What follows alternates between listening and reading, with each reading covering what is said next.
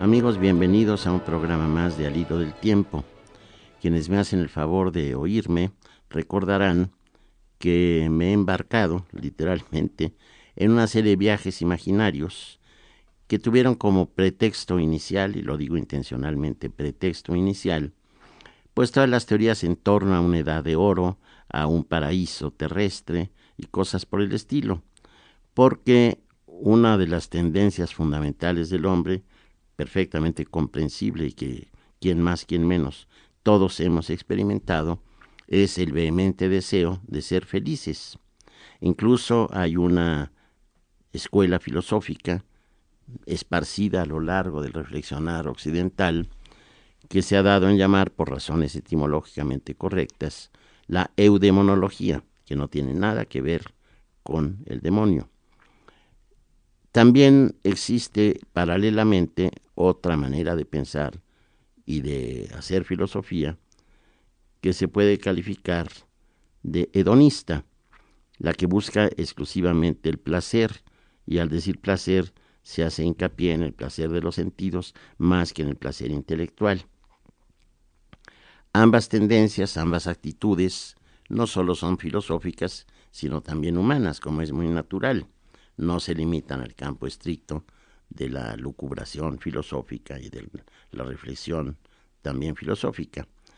Y precisamente en esta peregrinación, a mi juicio muy atractiva, espero que también a ustedes les parezca así, hemos caminado desde el original paraíso citado en el Génesis, que tiene tantos puntos de controversia y tantas cuestiones y misterios que hay que resolver, o cuando menos tratar de hacerlo, que hemos ido avanzando y hemos también recorrido, por ejemplo, esa hermosa, brillantísima fábula de Platón acerca de la Atlántida. Creo que huelga decir, pero de todas maneras es necesario, que todos estos temas han hecho correr ríos de tinta.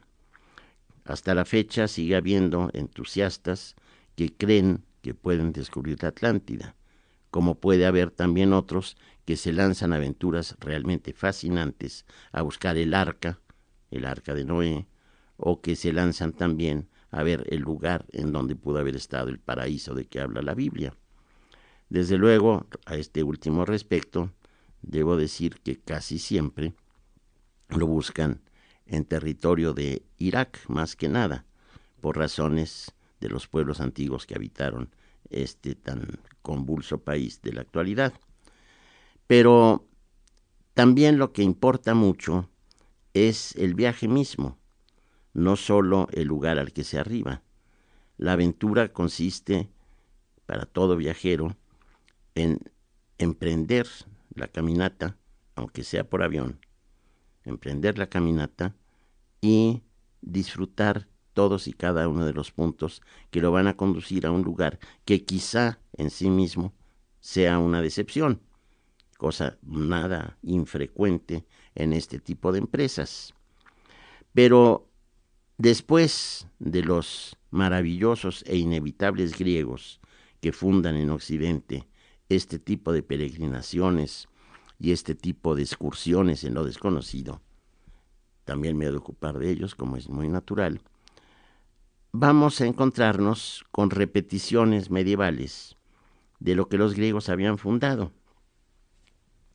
Pero para que sucedan todos estos viajes, para que ocurran en la realidad o en la fantasía, digo en la realidad porque nadie ignora las aventuras y las peregrinaciones de la familia Polo, sobre todo Marco Polo, que es el más brillante de los tres Polo que hubo, y quizá un poco menos personas estén enteradas de la existencia de Ibn Battuta. Ibn Battuta es un gran viajero árabe también de la Edad Media, que hizo grandes descubrimientos, y finalmente también Benjamín de Tudela y algunos otros viajeros ilustres. Pero lo que es también característico es que cuando menos en los que he citado, tienen la seguridad de que harán más brillante, más atractivo, más costeable, por así decirlo, el relato de sus peripecias, si dan con lugares habitados por gente totalmente extraña a nosotros. Ya he hablado, por ejemplo, de aquellos que tienen la cara en el torso, la boca en el estómago, no tienen cabeza, otros que tienen un gran pie con el que se dan sombra, y por ello los llaman los esiápodos, o sea, los del pie que da sombra, y otra serie de fantasías realmente fascinantes y que no tienen más apoyo en la realidad que la imaginación de cada uno de los que dice que los vio. Creo que el antecedente directo de estas cosas, me puedo equivocar, pero creo que por ahí debe andar la cosa, fue precisamente la expedición de Alejandro Magno a la India, porque allí los griegos, pueblo particularmente avispado, inteligente, amigo de la discusión, de la plática, de la colonización y de la averiguación, descubrió a unos individuos que jamás logró entender, que eran los faquires, porque veían que no se alimentaban prácticamente jamás, que vivían en condiciones realmente lamentables y que aparte de eso parecían ser felices. Realmente estos individuos, que en sánscrito, es decir, en la lengua que se habla ya poco, pero se habla hasta la fecha, en la India, se llaman Gaurava, plural de gurú. Bueno, estos individuos fueron llamados en la tradición fakires. Fakiru en árabe, es palabra árabe, no sánscrita, quiere decir pobre. Entonces esto también nos va a dar alguna lección, creo que muy interesante, acerca de cómo ve cada persona al prójimo. Para los griegos eran los gimnosofistas, es decir, eran los filósofos desnudos, porque estaban casi siempre, si no desnudos, cuando menos casi en cueros, y estaban reflexionando. Entonces eran los gimnosofistas. Pero para otros eran los hombres pobres, porque viven generalmente de las limosnas. Y así los hemos llamado más que nada. Ahora, con tanta importancia y tanta moda que hay en torno a lo hindú, al brahmanismo, al budismo y estas cosas, pues es fácil que se les llame los gurúes, palabra que en español pues puede funcionar, aunque en sánscrito no se diga de esta manera, eso no importa a fin de cuentas. Pero el término de fakir ha sido el que se ha empleado a lo largo de la tradición occidental, es decir, los pobres. Bueno, como para los griegos, la vida que llevaban estos individuos y muchas cosas que vieron entre el pueblo de la India eran inexplicables, inadmisibles, empezaron a lucubrar, a imaginar y a fantasear. Y los relatos que conservamos de esa época no solo son fascinantes, sino son una especie de muestra de hasta qué grado el hombre común y corriente puede falsear la realidad pretendiendo describirla. La imaginación de los griegos no tuvo límites. Entonces, de ellos sacaron también todos estos, llamémosles monstruos, que después van a poblar la literatura, la música, las consejas, el teatro incluso, de una Edad Media generalmente empavorecida ante la muerte y la probabilidad de irse al infierno. Es decir, que no podemos dejar de considerar que en cierta vecindad con estos individuos tan extraños para los griegos, nos vamos a encontrar a los propios demonios. Entonces, algunos de los viajeros que narran experiencias inventadas, porque muchas veces no se movieron del lugar en que escribían, dejan algunos relatos realmente apasionantes, porque van a nutrir no solo la imaginación de sus lectores directos, sino también algunos conceptos geográficos totalmente erróneos, por supuesto, pero que siguen siendo pasto para la fantasía. Se diría que muchos de estos escritores, antes de que se conociera en Occidente esa recopilación maravillosa que son las 1001 noches, ya la habían escrito en cierta forma, menos abundante, menos variada, pero ya la habían escrito. Y la habían escrito porque tenían noticias, según el caso, cercanas o no, de todas las fantasías que los griegos habían urdido en torno a estos individuos tan extraños que no se explicaban. Voy a repetir algo que ya he dicho, pero que creo que pinta de manera muy cabal como para los griegos lo que no fuera griego no tenía una explicación muy cabal. En una obrilla atribuida a Aristóteles, que se sabe que no es de él, pero que forma parte del llamado Corpus Aristotelicum, y que se llama de las cosas maravillosas que se oyen, se habla de una especie de garza que gusta de poner sus huevecillos en la playa, y es muy celosa como todo animal, es muy amorosa, la hembra, de sus futuros hijos, de sus polluelos, y entonces si oye que cuando está poniendo sus huevos hay voces humanas, pero que hablan griego, no se preocupa, porque sabe que los griegos son seres civilizados, incapaces de destrozar sus huevos y por consiguiente de ir en contra de las leyes naturales. Pero si oye cualquier otra lengua que no sea griega, entonces los oculta o ataca a quienes la hablan. De ahí viene la palabra bárbaro. Bárbaro era una onomatopeya, como se puede decir actualmente, bla, bla, bla. Pero vamos un momento a una pausa. Queremos conocer su opinión y comentarios. Escríbanos al correo electrónico alhilodeltiempo@imer.com.mx.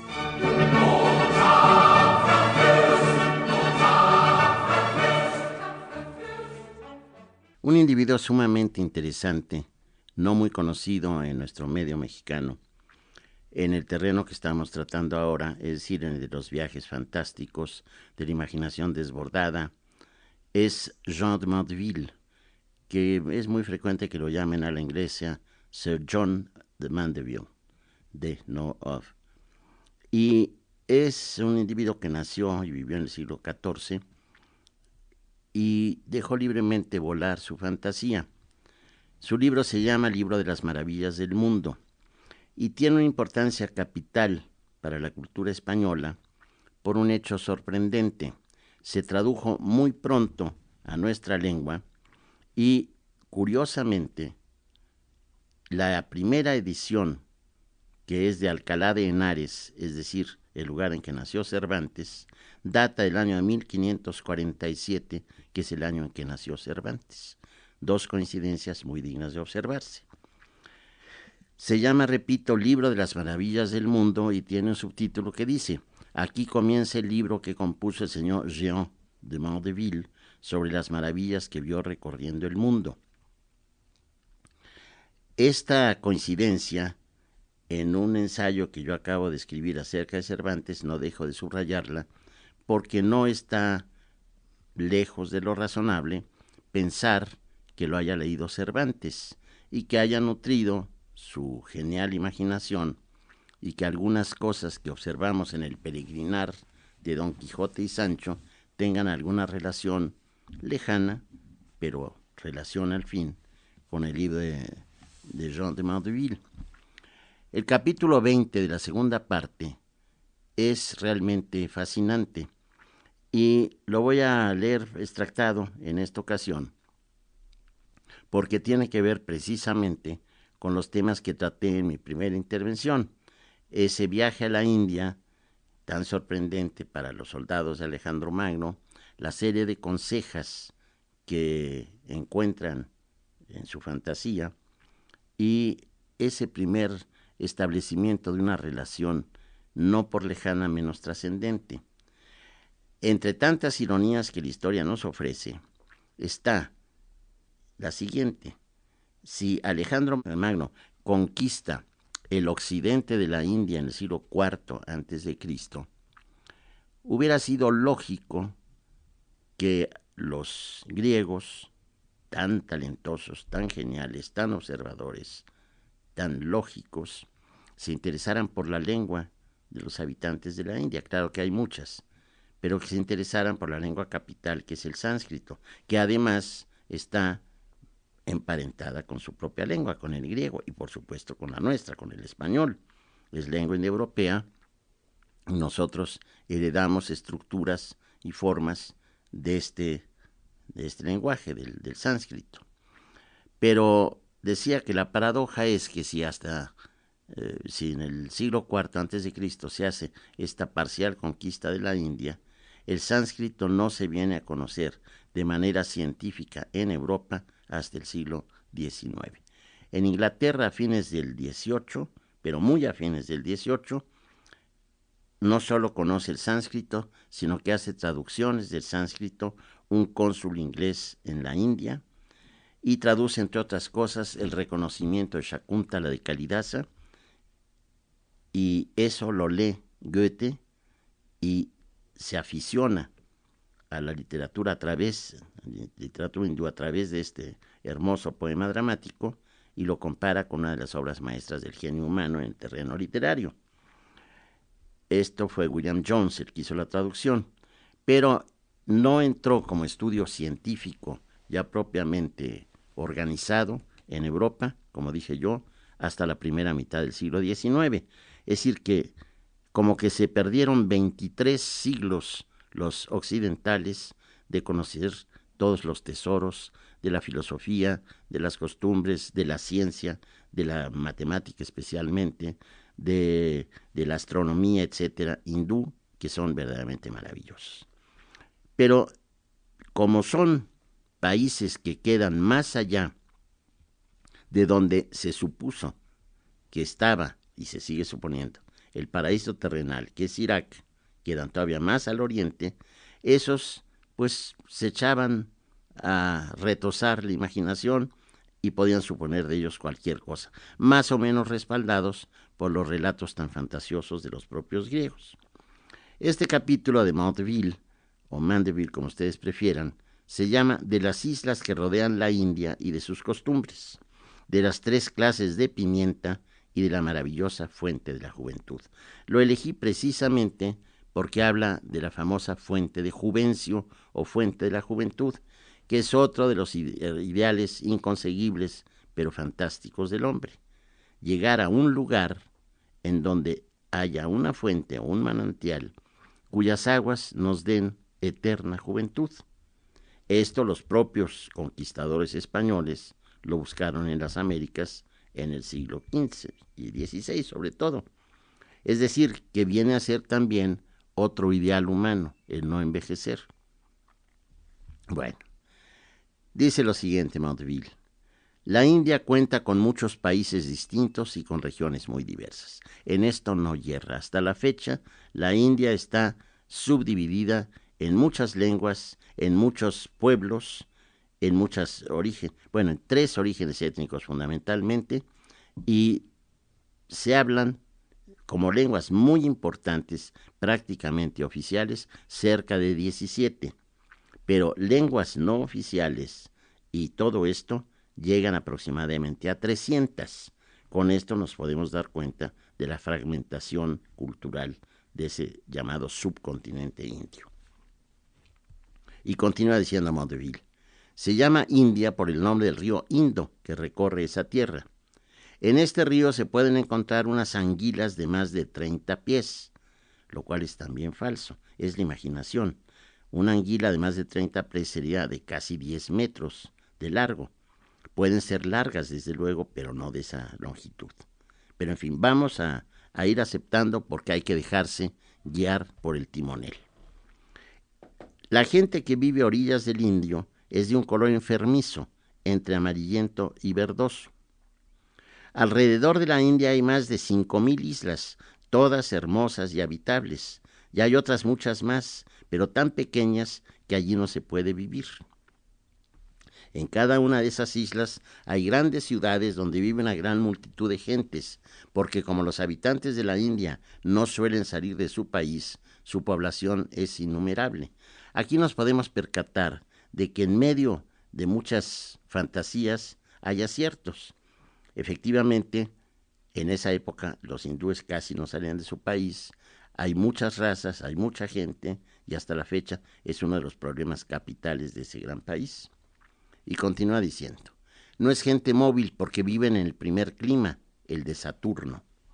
Habéis de saber que Saturno es lento y perezoso, poco movible, ya que tarda 30 años en recorrer su órbita entre los 12 signos del zodíaco, mientras que en un mes la luna pasa por todos los signos.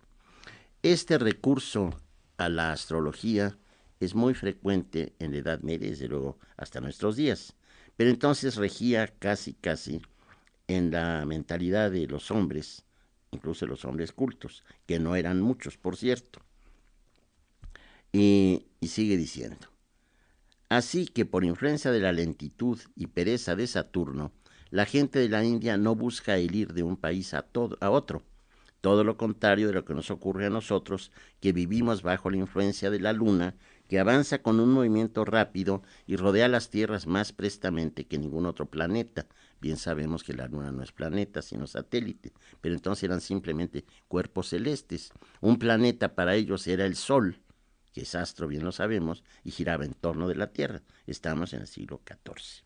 Finalmente, antes de otra pausa, termino el párrafo que dice, así que gracias a ella tenemos una naturaleza que nos hace desplazarnos rápidamente, que nos impulsa a caminar por vías distintas, a buscar lo extraño y diferente en el mundo. Recuerden que todavía en la manera popular de hablar se dice con mucha frecuencia, y a veces yo me inquieto pensando que con algo de razón, que a fulano de tal, por quedarse a la luna, se quedó mal de la cabeza.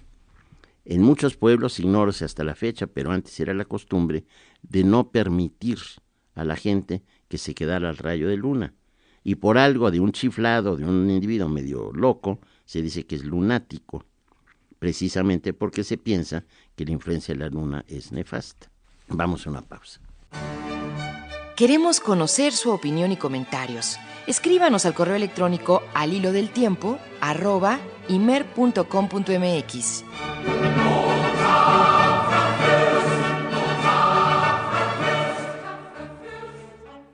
Continúa Mandeville diciendo, hasta la India se navega por diversas rutas, hasta la mar Océana, donde se halla una isla llamada Hormuz, a donde suelen arribar los marineros venecianos, genoveses y de otras partes para comprar mercancías. Debo aclarar que hasta cuando menos el siglo pasado tenían un enorme prestigio las perlas de Hormuz. Para elogiar una perla de buen oriente, de buena calidad, de alto precio, se decía que parecía una perla de Hormuz. Y también en la Biblia tiene un prestigio muy grande Hormuz.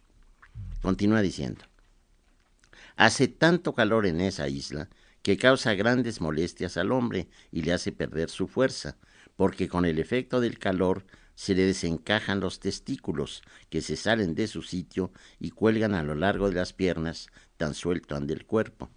Los hombres del país, que saben las razones de ese desarreglo, se los hacen ligar fuertemente, después de untarlos con un ungüento resfriante y reafirmante, para retenerlos, porque si no, no podrían sobrevivir. En la India, como en Etiopía y en otros muchos países, la gente se pasa el día desnuda, tumbada a orillas del agua, hombres y mujeres juntos, desde la hora tercia hasta la hora nona, cuando se pone el sol. Suelen quedarse con el cuerpo entero cubierto por el agua hasta el rostro, porque el calor es tan fuerte que no se puede aguantar. Las mujeres se tumban al lado de los hombres hasta que el calor remite y no sienten ninguna vergüenza. Así que cuando salen del agua se pueden ver juntos cuerpos de todos los tamaños y especialmente cerca de las grandes ciudades, unas figuras enormes, algunas feísimas, que van saliendo del agua. También es muy interesante que ponga como puntos de comparación la India y Etiopía. La India es un descubrimiento para Occidente más reciente que Etiopía, porque Etiopía ya está mencionada en la Ilíada. Si no recuerdo mal, en la primera rapsodia de la Ilíada se menciona a los etíopes porque estaba banqueteando con ellos nada menos que Zeus. Y la etimología de la palabra etíope es muy interesante. En griego el verbo ezo quiere decir quemar, arder, y ops es cara. Entonces etíope es el de la cara quemada. Y como realmente son de color muy oscuro, así los designaban. Sin embargo, los griegos hacían una distinción de dos géneros de etíopes.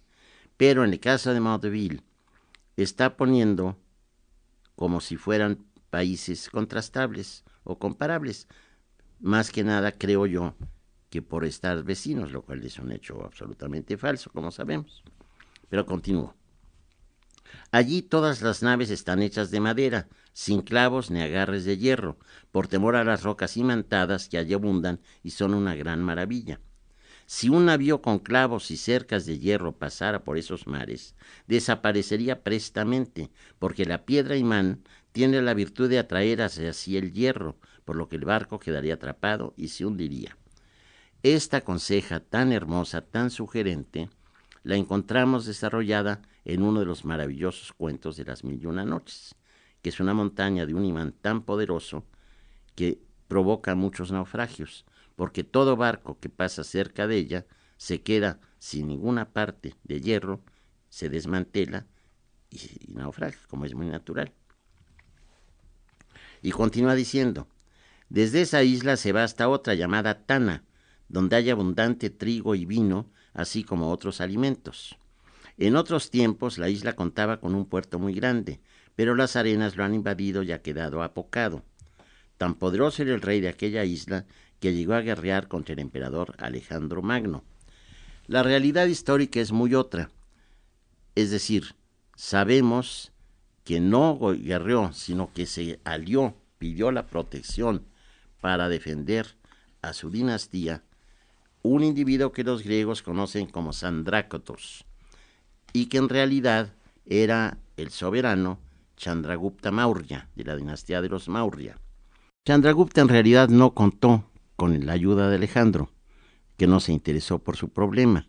Sin embargo, venció e impuso su dinastía, y fue una dinastía de breve duración, pero de gran importancia, porque a menos de que recuerde yo mal en este momento, su nieto fue nada menos que Ashoka, y Ashoka es el gran difusor del budismo en todo el territorio hindú. Plagó todo el territorio de la India con edictos, con inscripciones y todo esto a favor de esta nueva doctrina religiosa. Entre tanto, que disfruten de la vida, que estén muy bien. Muchísimas gracias y hasta pronto. Participaron en la realización de este programa Roberto Portillo, Juan José Ortega, Carmen Bach y Marcela Montiel.